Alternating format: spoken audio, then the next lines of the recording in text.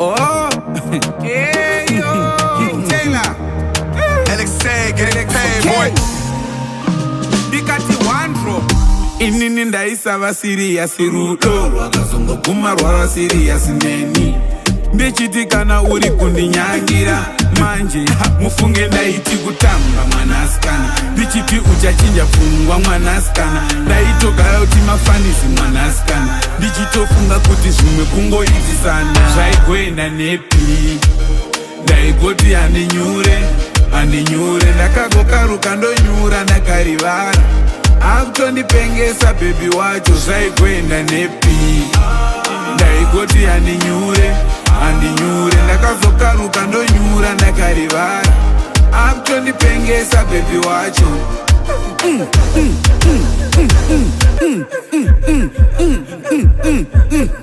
ndaitomboti handipengeswe nerudo, but pari zvino vanhu vakutonditi loveness. Vakutondiona ndichitamba chikudo. Ndaitozivikanwa nekutizana Agnes, but ilife yangu mind your business. Ndandakarasikirwa yaive sickness. Handichatode kushaya kangu kamistress. Kusapinda murudo yaitova weakness. Ndaimboramba zverudo pane mafero. Ndaiseka keisa achifamba nakero. Hatichaburitswe murudo zvechimero. Zvaigoenda nepi ndaigoti handinyure ndakagokaruka ndonyura ndakarivara. Akutondipengesa bebi wacho zvaigoenda nepi ndaigoti handinyure ndakazokaruka ndonyura ndakarivara.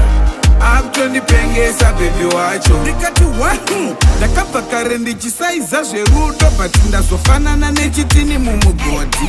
Vakutonakirwa nekutamba chikudo. Ndazonyura kusvika vakutongonditi godhi. Babakani kune mwana akamuchinja young fantani. Angundionesa kalife kekuLondon. Kutomukoshesa semurungu pakambani. Zvaigoenda nepi ndaigoti handinyure ndakagokaruka ndonyura ndakarivara. Akutondipengesa bebi wacho zvaigoenda nepi ndaigoti handinyure ndakazokaruka ndonyura ndakarivara. Akutondipengesa bebi wacho. Taibasa